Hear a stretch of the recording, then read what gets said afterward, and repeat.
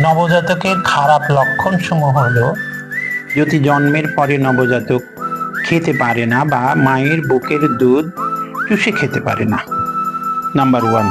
Number 2, খিঁচুনি হচ্ছে নবজাতকের, খিঁচুনি। Number 3, নবজাতকের শরীরের তাপমাত্রা 37.5 ডিগ্রি সেলসিয়াস অথবা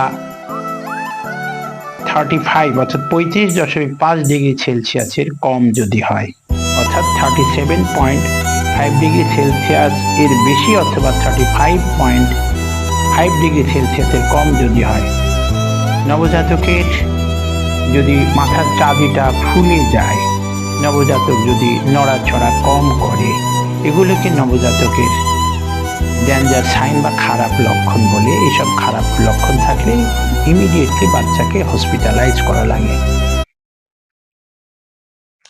নবজাতকের খারাপ লক্ষণ সমূহ হলো যদি জন্মের পরে নবজাতক খেতে পারে না বা মায়ের বুকের দুধ চুষে খেতে পারে না, নাম্বার 1। নাম্বার 2, খিঁচুনি হচ্ছে নবজাতকের, খিঁচুনি।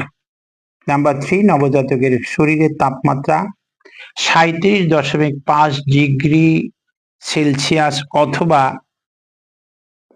35 ডিগ্রি সেলসিয়াসের কম যদি হয়, অর্থাৎ 37.5 ডিগ্রি সেলসিয়াস এর বেশি অথবা 35.5 ডিগ্রি সেলসিয়াসের কম যদি হয়।